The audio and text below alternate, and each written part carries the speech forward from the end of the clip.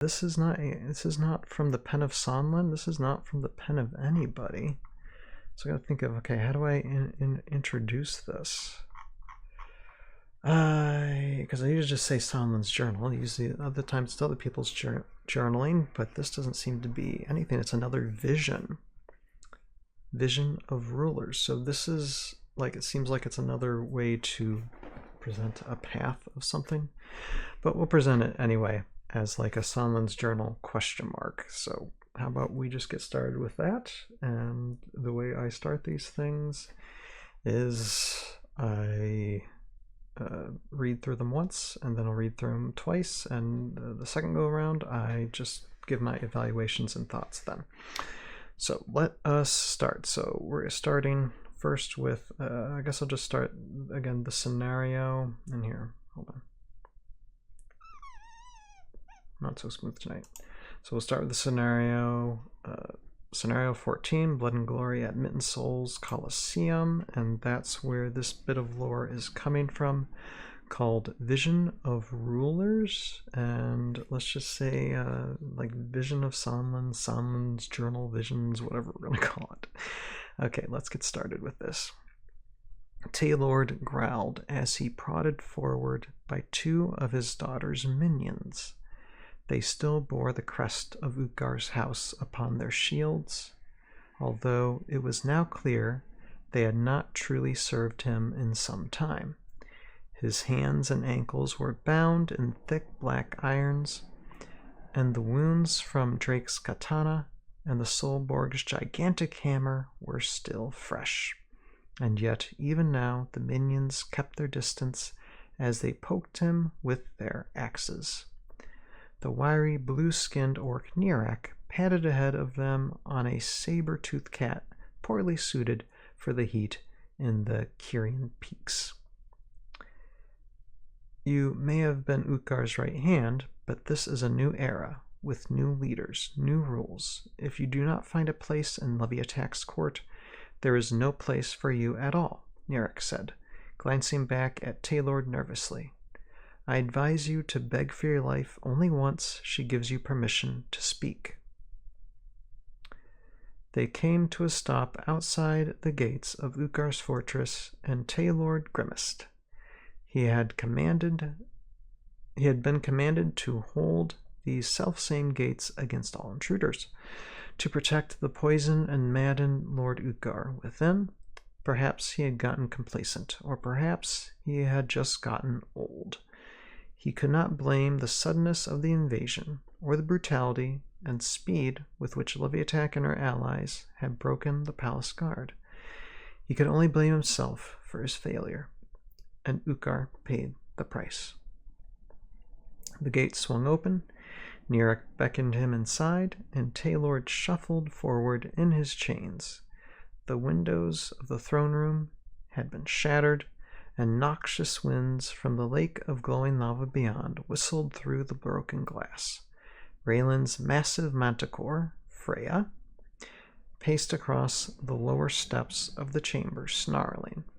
He recognized the beast from the Colosseum, where she had killed dozens of gladiators before being drafted into service as Raylan's steed. And then there was Leviatak, sitting on Utgar's throne, her golden axe embedded in the stone beside it. At her shoulder stood Raylan, who might have struck him down with a look alone if she could. After all, he had killed her father himself. Or so he was told. For him, it had just been another cold spring day before all the Valkyrie had risen, when the legions of blue orcs under his command were unlike anything Valhalla had ever seen. When he was still a fighter in his prime, who believed in a glorious future that awaited the Kyrian clans under Utgar. He had killed many Kyri, indeed, in those early days, but looking around at the court, this was not the future he had envisioned. I would make a request, he grunted. You are in no position to request anything, said Leviatak. She turned her gaze to Nirak. Was he not warned about speaking out of line? He was, Nirak growled from the side of the chamber, baring his teeth. In a flash, Raylan alighted on the dais. The twisted tip of her spear pointed at Taylord's neck. He met her gaze coldly. No weapon the blacksmith Gerda had ever crafted was as deadly as her own daughter. Speak, she said. Only that for my execution, I wish for a warrior's death, he said. Put a sword in my hand, and I will face you here and now. Raylan seemed to consider this, then withdrew her spear slowly. As much as you deserve death, she said. It was not my choice to make. Unfortunately, Father, I believe you are more useful to me alive, said Leviatak from the throne, and at her gesture, Raylan backed a few steps up the stairs. Uthgar sat in his castle and made master plans, but you were the one who truly led his armies. You understand the Kyrian clans and the off-worlders that are united under Uthgar's banner like no other. And retaining control of Uthgar's legions is crucial for all that Raylan and I are planning. I have summoned you here to make you an offer. You may stay as an advisor in my court, or you may die. It makes no difference to me what you choose. Advisor, he said. On what would you have me advise? Raylan and I have defeated Uthgar, said Leviatak, but behind closed doors, few were there to see it. I need to gain respect of Uthgar's legions, and to do this, I need to make a show of strength publicly. I need to create a spectacle that no one can deny. Despite himself, Taylor smiled, like father, like daughter. Ah, he said, yes, I think I know just the way. All right, I think that's it. There's nothing beyond here. Okay. So this is a scene, and we're going to read through it again. So I got some thoughts on this. Now, just the title itself, the top title itself, Vision of Rulers. So this, in a sense, because we had a vision of vengeance, a vision of defeat, as you remember, from this certain timeline. And now this is a vision of rulers. So this is just a story being told, not by anybody's pen, but by what could happen, and what we are assuming is going to happen within this timeline. It's almost like branching timelines, where Raylan's defeated, and this is the timeline when Uthgar is defeated. So let's just start reading through this again. So again, Vision of Rulers, get my thoughts on that. And Taylord growled as he prodded forward by two of his daughter's minions. So now we're seeing, sorry, bro. Now we're seeing a Taylord here coming into play. And Taylord's kind of used a little bit in the past scenarios with this storyline. So, okay, let's continue. They still bore the crest of Uthgar's house upon their shields, although it was now clear they had not truly served him in some time. It's kind of cool that this reference, because I do have a Leviatak and minions of Uthgar in the short that I made for Renegade earlier this year. So it's kind of cool that that's kind of played into this, that yes, minions would be following her and were with her for some time, especially when acquiring that bottle of poison that was needed to drive Uthgar mad. So interesting play that she did. His hands and ankles were bound in thick black, or his hands and ankles were bound in thick black irons, and the wounds from Drake's katana and the Solborg's gigantic hammer were still fresh. Now, when it comes to the lore, you know, it's easy to see, I mean, Taylord still being loyal to Uthgar, and now as a prisoner, obviously, you know, Raylan, of course, doesn't trust him, would rather just execute him.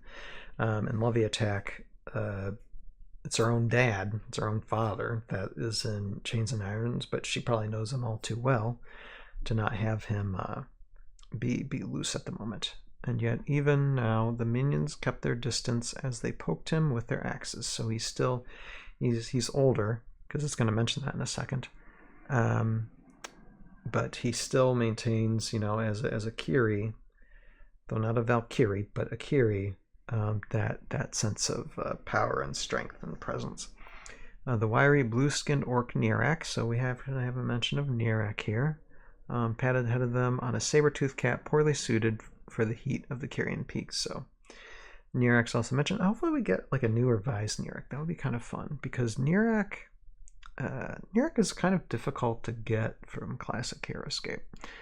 I mean, I have one, but the Nirak figure, I have the saber-toothed cat, but I don't have the figure on top of it because I got it like via auction. I got the card, but I don't have the mini for it, or like the orc Nirak miniature for on top of it. It's really weird. Anyway, still works though.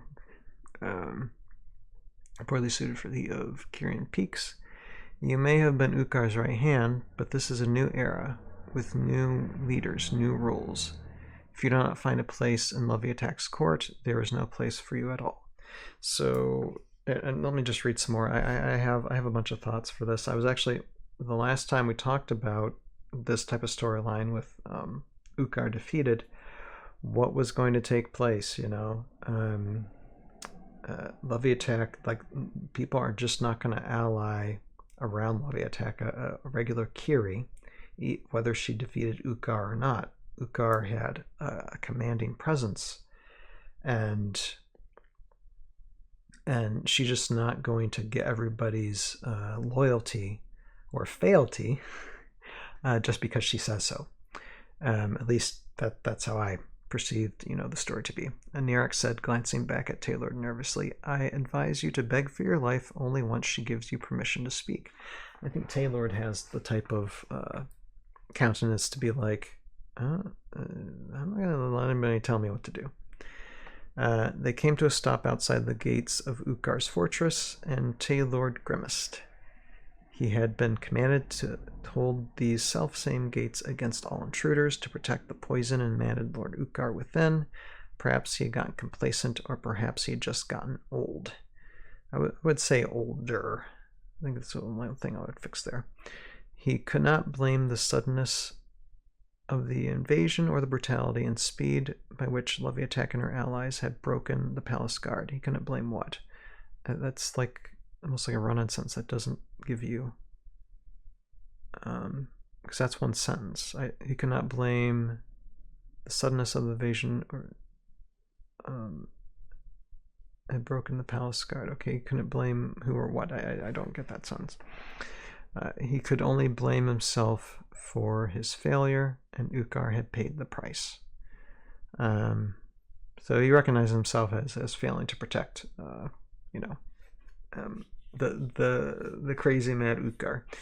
The gate swung open. Nirak beckoned him inside, and Taylor shuffled forward in his chains. So they're going into the palace. The windows of the throne room had been shattered, and noxious winds from the lake of glowing lava beyond whistled through the broken glass. Why haven't they fixed that yet? Apparently there's some time after this. Hello, Dan Antonio. Love how I'm going through the scenarios. Yes, it's been a little bit of delayed, but Dan Antonio, first on the chat tonight. It's been a little delayed just because of all the craziness of what Renegade has announced, so it's taken nearly a month to go through all that stuff. But yep, I wanted to catch up on this, so that's what I'm doing. Raylan's massive manticore, Freya, and I think we already knew that was the manticore's name, paced across the lower steps of the chamber, snarling. He recognized the beast from the Colosseum, where she had killed dozens of gladiators before being drafted into service as Raylan's steed. And then there was Leviatak, sitting on Ukar's throne, her golden axe embedded in the stone beside it. Interesting. At her shoulder stood Raylan, who might have struck him down with a look alone if she could. After all, he had killed her father himself. So we're looking at this past history, because those who are versed in Heroscape lore know that, Raylan does have a vendetta against Taylor, and probably still does now. You killed my father is the biggest, type of revenge tropes. let's see here, or so he was told. For him, I like how this shows Taylor's attitude.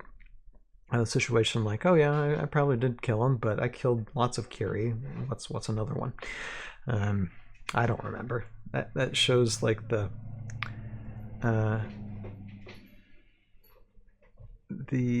how would I put it? Like he just doesn't care, you know. Good for a villain arc, I guess. Or so he was told. For him, it had been another cold spring day before all Valkyrie had risen, when the legions of Blue Orcs under his command were unlike anything Val had ever seen. When he was still a fighter in his prime who believed in a glorious future that awaited the Kyrian clans under Utgar.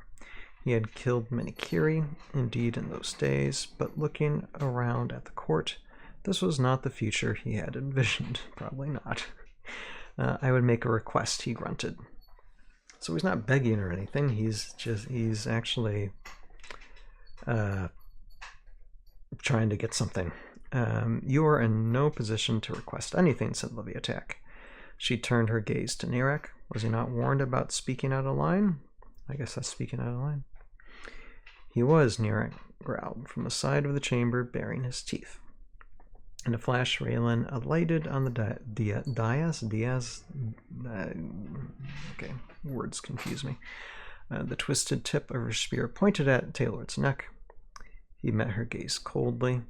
Yeah, see, Taylor's not intimidated. Not intimidated at all. No weapon the blacksmith Gerda had ever crafted was as deadly as her own daughter. So Gerda was a blacksmith. And I forget the name of Raylan's father, but that's interesting. Speak, she said. Only that from execution. I wish for a warrior's death, he said. Put a sword in my hand and I will face you here and now. So he's willing to fight against Raylan again after all this. Just, okay, fight me and just give me a weapon and let's just go at it. Usually a warrior's death, if you're facing an execution, you're already defeated. Usually a warrior's death means that it's just a clean, quick kill, not combating somebody. Maybe the Kiri do things differently, I don't know. Raylan seemed to consider this, then withdrew her spear slowly.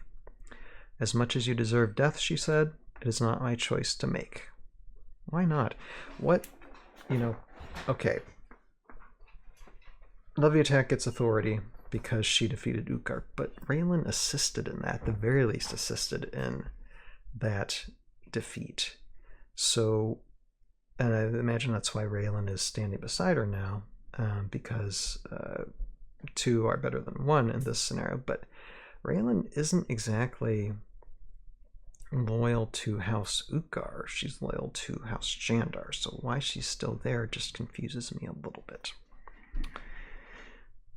And then we have this this statement from Leviatak. Unfortunately, Father, I believe you are more useful to me alive, said Leviatak from the throne, and at her gesture, Raylan backed a few steps up the stairs.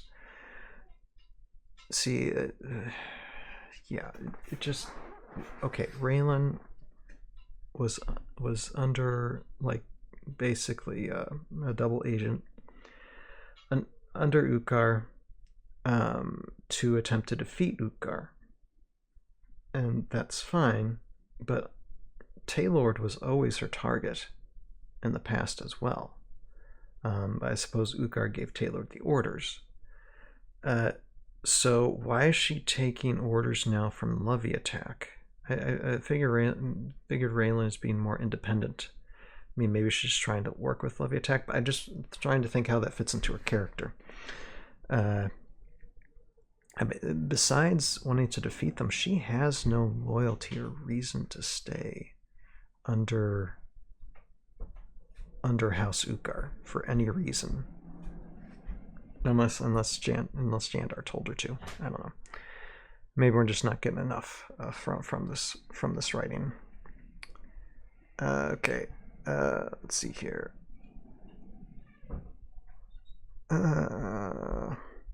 Uthgar sat in his castle and made master plans, but you were the one who truly led his armies.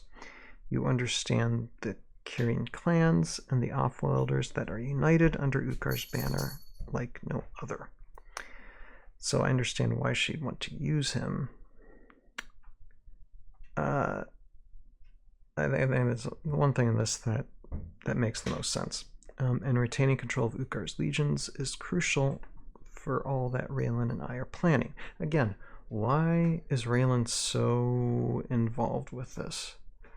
I guess I have to understand Raylan's motivations. Maybe she is just now the liaison between like House Uthgar and House Jandar. Maybe, but I think Raylan's too close to this. I have summoned you here to make you an offer. You may stay as an advisor in my court, or you may die. Okay. It makes no difference to me what you choose. Then why did you say it? It makes no difference to me. You actually, it seems more like you kind of need him. Because again, I explained this before, the last time in the storyline. Leviatak does not have the authority that Uthgar did. Leviatak does not have that authority. She doesn't have the might, the power. I don't think she's drinking from any well springs to become a Valkyrie. She is just a Kyrie warrior, in a sense. And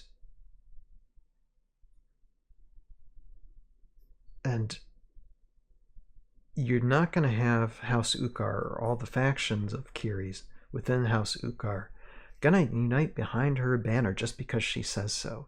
And so it makes no difference to me which you choose. It actually probably makes a big difference because Taylord is a huge reason why they all united under Uthgar in the first place. So yeah, you're trying to show like some position of strength, but I think Taylord probably been like, look, I don't care either way, but I think you need me more than you need to kill me.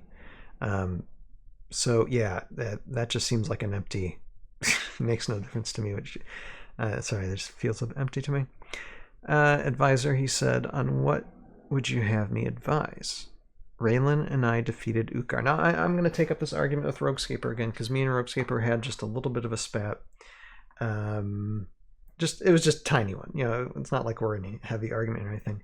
But I know he mentioned last Sunday for the main ToV podcast episode that Uthgar was dead. Again, according from the last bit of scenario, I think it was a couple scenarios ago, where this, this happened, the fight against Uthgar, and then this one, there is no indication Uthgar's been defeated. I have not seen anything written that Uthgar's dead at all, and I'll stay in that position until I see something written different. He's defeated. He ain't dead, at least as far as these writings are concerned. Now, I thought I was going to read something in here tonight because it seemed like Roguescaper was pretty convinced that Uthgar was dead, and so I'm like, okay, maybe he read something in this month's scenario to prove that fact. All it says is Raylan and I have defeated Uthgar. That's the only thing that's referenced in Uthgar. There's no reference in this writing indicating that Uthgar is dead. So I'm going to still stand by my position that Uthgar is defeated, possibly heavily wounded within an inch of his life, but I don't think he's dead, based on what I've read so far.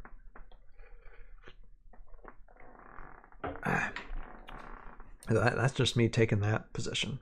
Of course, if someone could say, oh no, the writing here shows that, it says he's dead, they had a Kyrie doctor examine his body, and he's not breathing anymore, so he is dead, or mostly dead, which is a big difference between mostly dead and all dead. But I just don't see that here.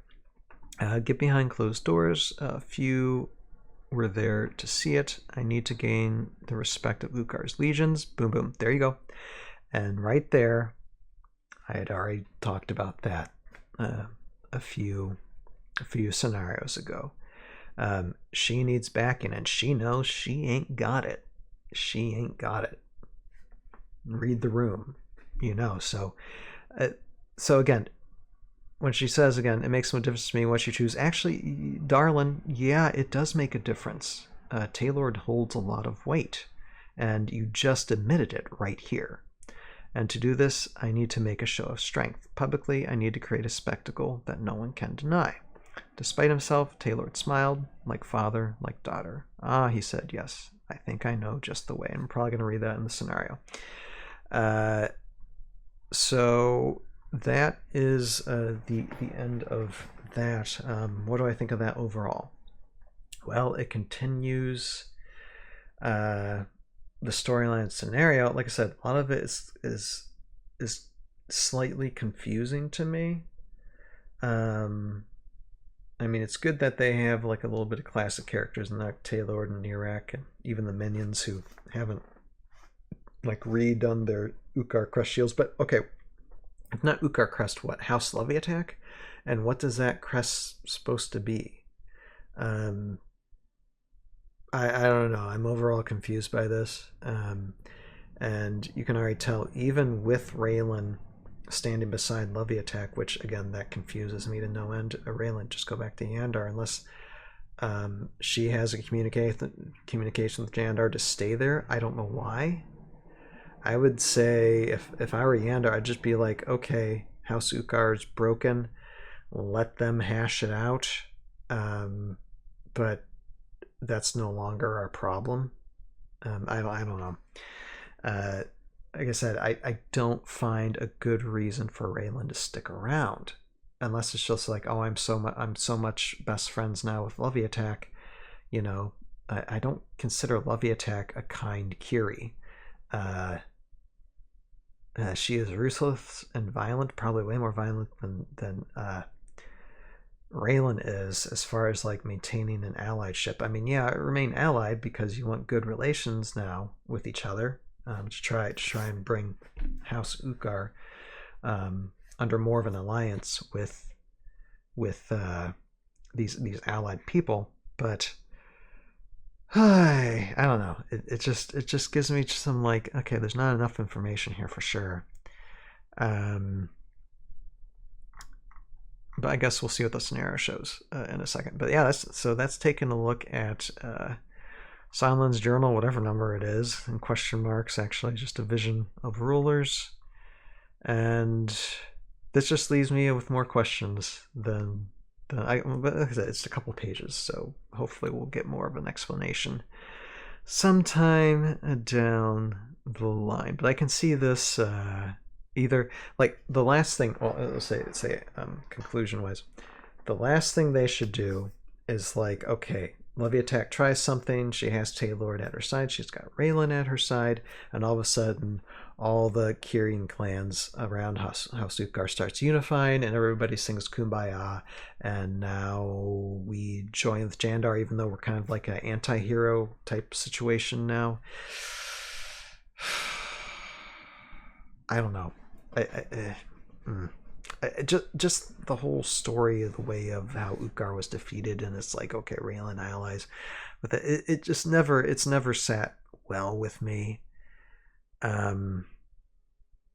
But it is, I mean, I'm in the opinion at the same time, Renegade can do whatever they want when it comes to their storyline. That's fine. All I can do is either like it or not like it or be mixed with it, and I just say I'm just a bit more mixed with it. So I guess we'll see what happens, hopefully, in future scenarios. But sometime Ukkar's got to come back. Ukkar's got to come back sometime, and I think that might give Leviatak a greater arc if Ukkar a greater arc. If Ukkar comes back, somehow he's even stronger now than before. He's got his right mind, and he now defeats Leviatak. And Leviatak has got to be like exiled to Jandar or wherever. That would be fun turnaround sometime in the future, but we'll see. We'll see what happens. Anyway, that's me making a prediction. I might not be right, but sometimes I am. So yeah, that's taking a look at this one, Vision of Rulers, in this Vision Quest journaling.